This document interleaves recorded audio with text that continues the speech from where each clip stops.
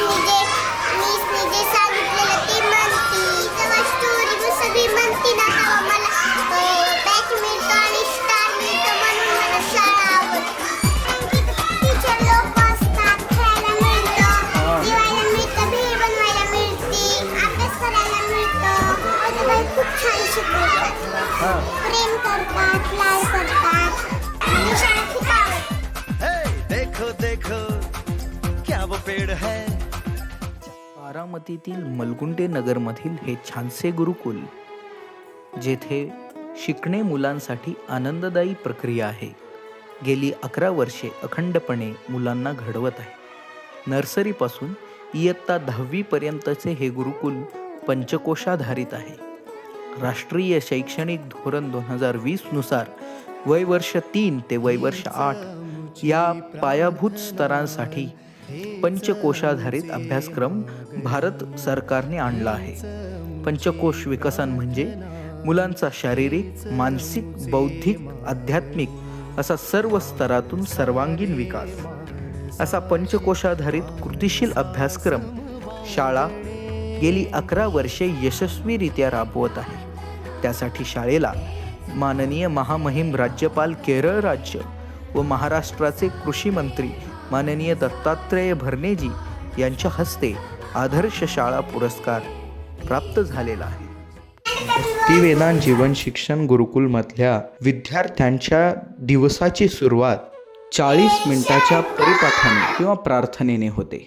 या प्रार्थनेचे नेतृत्व HKG मधील मोठे विद्यार्थीच करतात, ज्याच्यामुळे त्यांच्यामध्ये नेतृत्व कौशल्य, संभाषण कौशल्य विकसित होते. या प्रार्थनेमध्ये मुलांना मनाचे श्लोक, मारुती स्तोत्रांसारखी अनेक स्तोत्रे, सुभाषिते आणि भगवद्गीतेचे 12वे व 15वे अध्याय शिकवले जातात. यानंतर ताई त्यांना छानशी गोष्ट सांगतात. या गोष्टीद्वारे मुलांमध्ये जीवनावश्यक मूल्यांची रुजवण होते. या प्रार्थनेचा शेवट सुंदर अशा नरसिंह आरतीतून होतो आणि त्यानंतर प्रार्थनेला बसायला घेतलेल्या बसकरपट्ट्या मुले स्वतः आवरून ठेवतात आणि मग शिकायला आपापल्या वर्गात जातात.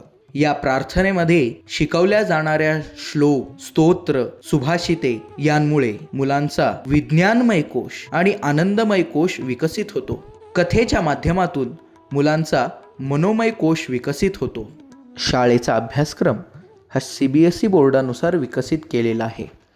शाळेमध्ये गणित, इंग्रजी, मराठी, EVS हे विषय शिकवले जातातच, परंतु शाळेची विशेष बाब म्हणजे या ठिकाणी नर्सरीपासूनच संस्कृतची तोंडओळख करून दिली जाते, ज्यामुळे मुलांच्या मनामध्ये संस्कृतविषयी गोडी निर्माण होते.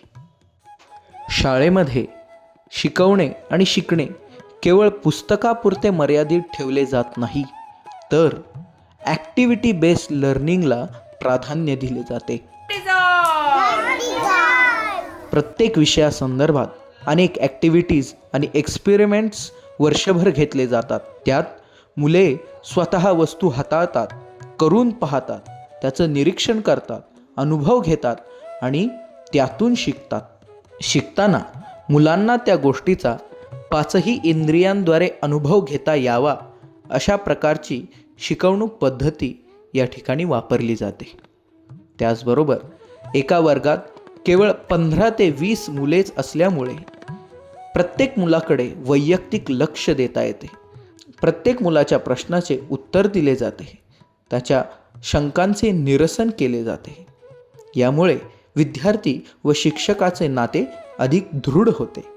या सर्व ॲक्टिव्हिटीज व एक्सपेरिमेंटमुळे मुलांमध्ये critical thinking, cognitive intelligence, creativity यांचा विकास होऊन त्यांचा विज्ञानमय कोश विकसित होतो.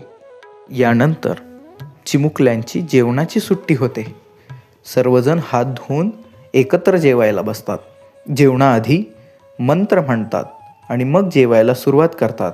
यामुळे त्यांच्यामध्ये कृतज्ञता निर्माण होते. जेवायला सर्व मुले एकत्र बसतात आणि ताईही त्यांच्यासोबतच जेवायला बसतात. मुले एकमेकांना आपला डबा शेअर करतात. ह्या गोष्टीमुळे त्यांच्यामध्ये सहकार्य, प्रेमभावना, मैत्री या मूल्यांची जोपासना होते. यानंतर सुरू होतो खेळाचा तास. खेळामध्येही 2 प्रकार आहेत, मुक्त खेळ आणि सांघिक खेळ. मुक्त खेळांमध्ये मुलांना कोणता खेळ खेळायचा आहे, कोणासोबत खेळायचा आहे याची मोकळीक दिली जाते. मुले स्वतः आपली टीम बनवतात आणि एकत्र येऊन आवडता तो खेळ खेळतात. आणि सांघिक खेळांमध्ये मुलांचा संपूर्ण शारीरिक विकास होईल असे साचेबद्ध खेळ नियमपूर्वक, नियोजनपूर्वक घेतले जातात. अशा खेळांचे नियोजन ताई आधीच करून ठेवतात. या खेळांमुळे मुलांमधील gross motor skills, fine motor skills विकसित होऊन मुलांचा अन्नमय आणि प्राणमय कोश विकसित होतो. यासोबतच वर्षभर सर्व भारतीय सण समारंभ साजरे केले जातात. मुलांना त्यात सहभागी करून घेतले जाते. मुलांच्या सुप्त कलागुणांचा विकास व्हावा म्हणून विविध स्पर्धा, परीक्षा आयोजित केल्या जातात. आणि शाळेचं सर्वात मोठं वैशिष्ट्य म्हणजे शाळेचे होणारे वार्षिक स्नेहसंमेलन. यामध्ये मुले आनंदाने सहभागी होतात आणि अत्यंत सुंदर पद्धतीने सर्वांसमोर नाट्य, नृत्य याचे साहसाने सादरीकरण करतात. खरं तर ही शाळा नाही तर विद्यार्थ्यांचे दुसरे घरच आहे.